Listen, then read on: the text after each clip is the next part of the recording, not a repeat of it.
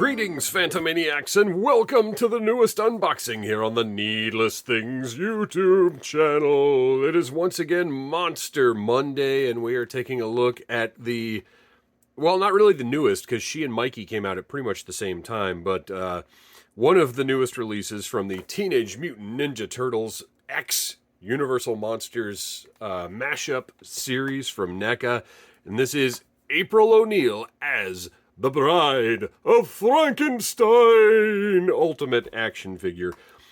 Beautiful art on the front of the box. I absolutely love this painting. It looks fantastic. I would love to see a big painting of like all of these characters once they're all out. And we know Don is the Invisible Man and Casey Jones as the Phantom of the Opera are also on the way. So great looking box art. You can see the gloss on the lettering and the logos on the side of the box. Pretty simple. And then the other side, you've got a nice cross cell that shows you everything that is currently available. The back of the box, once again, just this gorgeous movie poster look. I absolutely love all of these. I would also love to have like 11 by 17 prints of all of these box backs to hang up, because I'm not cutting these out, and it's just not practical. It's not going to look great. But anyway, the shocking tale of April O'Neil. Boy, I didn't get anywhere with that, did I? The shocking tale of April O'Neil as the Bride of Frankenstein. Witness all the gruesome journalism. Warning, the monster demands a reporter. Ripped from the deadlines. Breaking news, she's alive and electrified. Hair-raising horror! This is great. I don't know who wrote all that. Well, wait, we can find out maybe who wrote all this. Who did the copy? Like, do they give a credit for that? Packaging, Chris Ramo. Illustration by Daniel Horn. Special thanks to Judith Hogue. Obviously, her likeness is being used for this. I think it's awesome they went that route. I think it's awesome that she was into it. And I think it's awesome that we've got the credits here on the bottom of these NECA products. I think it's wonderful. Judith Hogue has ended up being a great partner for NECA with her April O'Neil figures. And then, of course, you open up the front panel, and you've got a shot of the figure and the figure itself. Let's get it out of there and take a look. I have ended up, if you've watched my other reviews of these, I might have mentioned that I had no intention of collecting this line, because there's just too much. You can't catch them all, despite what Pokemon may have told you. But they're just too perfect. They really are. So we've got inside the box, our background is a lab background. You've got some nice lightning in the windows, a little chain up there. And this is, as you know, this is actually a photograph diorama that was used in the promotion of this figure. I think that's awesome. All right, let's take a look. We've got tons of accessories, as is characteristic of the Ultimates line. I'm going to be very careful with this WTRL microphone staff deal. We've got a couple of tabs holding it in, and it just pops right out, no problem. We've got an alternate portrait. I love that they went with two portraits with pretty much all of these figures. I think that's great to offer that customization. Be very careful popping that out. She does have those little earrings there. Didn't give me any trouble, but just be aware of that when you're opening yours. And we've got another panel over here. Let's pop this piece of tape holding that in place.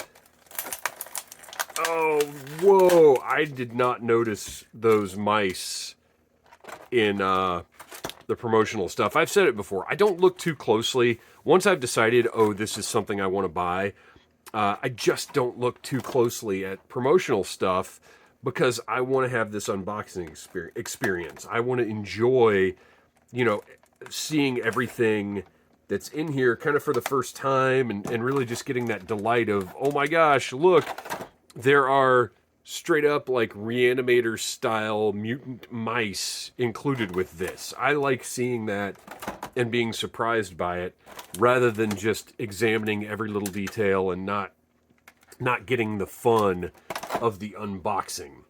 once I actually have the product. Like, I don't want to know everything about the product until I own it. That's just me. Nothing wrong with people who do... Oh, that head pops right off. Nothing wrong with people who do want to know what they're getting into before they buy it. Oh, man, more of these stupid tabs. That's just my personal preference. But I know a lot of people, it's probably smarter to know what you're getting into, to be aware of the features of the... Well, I say the features of the product. If I was buying a car, I wouldn't just look at a picture of it and be like, well, I'll take that one and find out what's up with it when it arrives. But with figures, I get it. If you want to know, like, oh, I can't stand it when figures come with spiders. You don't want to get this figure and be like, oh, it's got a spider with it. I wish I hadn't bought this. All right. So this head popped right off. We've got... Oh, wow. Look at... What is this weirdness? So okay. This is the default head. I'm going to see if that'll pop on easily enough. Okay, we're good. Let's get our accessories out of the way. We'll take a look at all of that in a minute. For right now, let's just take a look at April. Again, using the same portrait that was used for the 1990 April O'Neil figure, the movie figure. That's Judith Hoag. Looks absolutely fantastic. She's got obviously different hair. And they've actually got the white portions, because if you look at the Bride of Frankenstein, the white portions of her hair do stand out separately. They're not just white coloring. They're actually separate sort of strands in her hair. And sometimes, especially toy companies don't always get that right, but NECA, of course, has. But then rather than having the black hair here, she's got her sort of red hair that April O'Neil has. And they've even gone to the lengths of making it how long April's hair would be. Like, if you look at the original April figure, this is that hair just shocked upright. I think that's great.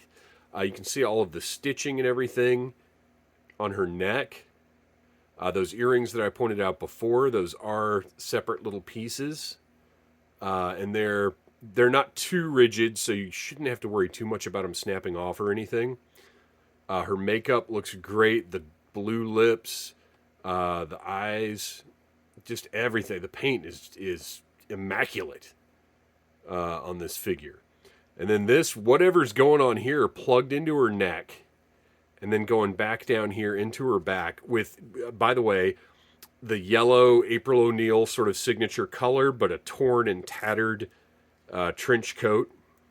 And then all of the bandages that you would expect from the Bride.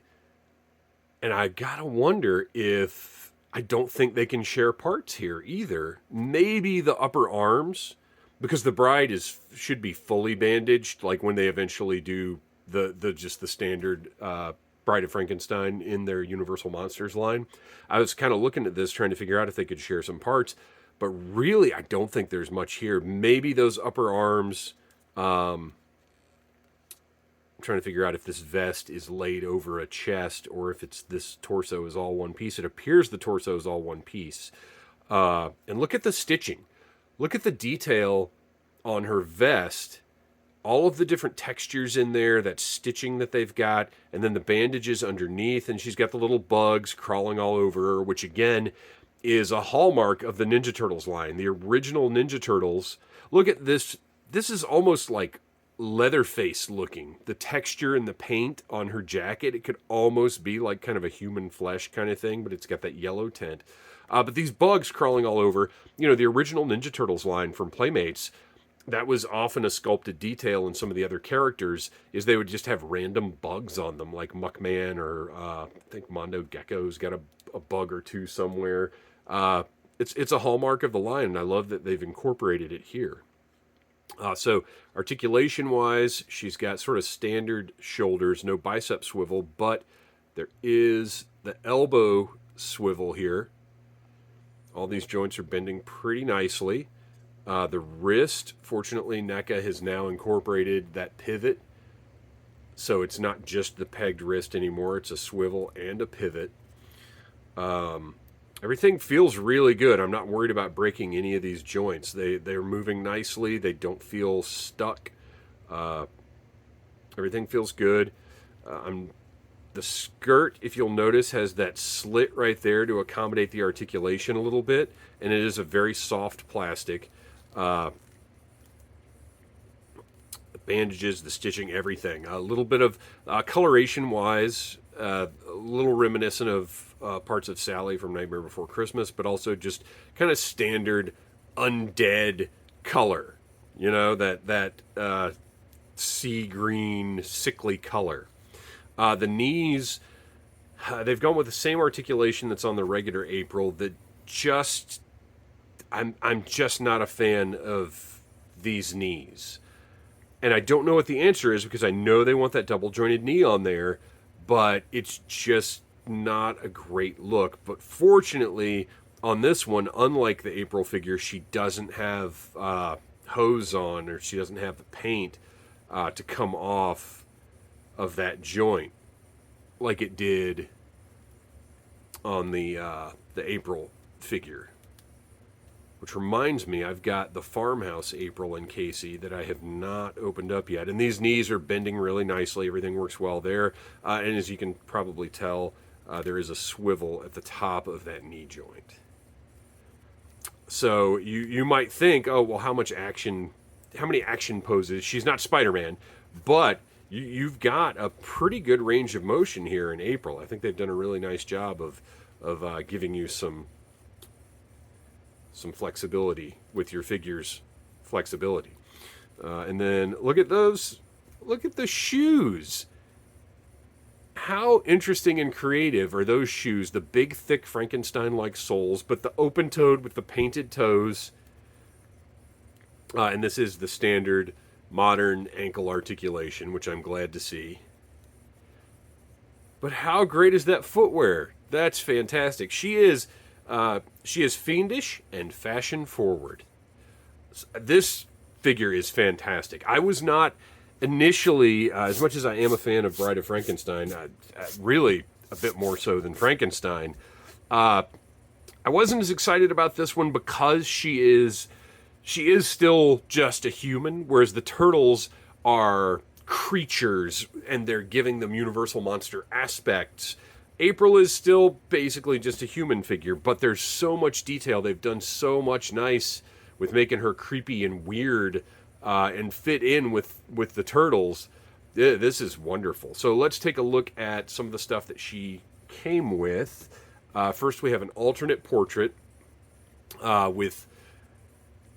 this is a new portrait, I think. I haven't looked at my Farmhouse April yet, so I don't know if she has this sort of funny, uneasy look on her face. But if you look, she almost has kind of a wacky, somewhat disturbed by her situation and the things around her look. At least that's how I'm interpreting this expression. You know what? Let's see. Okay, Farmhouse April just happened to be arm's length away, and actually it is, I believe, that same portrait right there. If I can get them the same angle. I'm pretty sure that's the same portrait. But it is sort of that same uneasy half-laugh look on her face. It was a perfect choice to make as an alternate head for this. Let's get that out of the way. Someday I'll review that. So this is probably going to be the one I put on the shelf, just because it's got a little bit more character, a little bit more personality than that sort of neutral face. As a matter of fact, since this was so easy to remove, let's go ahead and just put that right on. Oh, I say put that right on. Okay, I'm going to want to heat that up a little bit. But there you go. I like that one more. What else have we got here? We've got that staff with the WTRL microphone on top, but it also looks like sort of an electrode type Oh, there we go. Electrode type thing going on. With the hoses, I like that those hoses match the one that's in her neck here. So it looks like there is maybe this is her microphone and she broadcasts her voice out of this, possibly. Let's see. Well, there's clearly electricity emanating from this here, but that just kind of looks cool. In my headcanon, I think this is what picks up her voice, and she talks out of this, potentially. But this is a great-looking piece. You can see it's got the wrapping on the staff. This little box right here, great painted detail, really cool sculpt, whatever it is. A couple of different activators. And then even on the back, you've got just, more details, more intricacy. Really cool. And that WTRL looks so cool and old-timey. It's fantastic. We have got, let's get her out of the way there. A couple of alternate hands. You've got C-grips so that she can interact with her accessories. You've got a single sigh from Raphael. Again, a nod. They're using the 1990 movie, which I still think is the greatest comic book movie of all time. They're using that as kind of their touchstone for the Turtles portion of this mashup. And, April found Raphael's sigh. So that's what you got going on here. It's the same one that came with Raphael as Frankenstein. You've got a little spider. Yucko. But, and I don't know if you can really even see it, immaculately sculpted and painted. The paint on that tiny little thing, they went to the trouble of putting paint on it and not just leaving it black. You already saw one of our weirdo rat friends with the eye in it. Horrifying, monstrous, and wonderful. And then there is another rat friend with the ear sewn to it, which kind of calls to whatever the genetic experiment was where they sewed an ear to a rat, or they grew an ear out of a rat, something like that. I don't know. I don't personally in my life have any need for a rat to have a giant human ear on it, so I didn't pay too much attention to that research. And then finally, we have April's purse with little bones sticking out of it.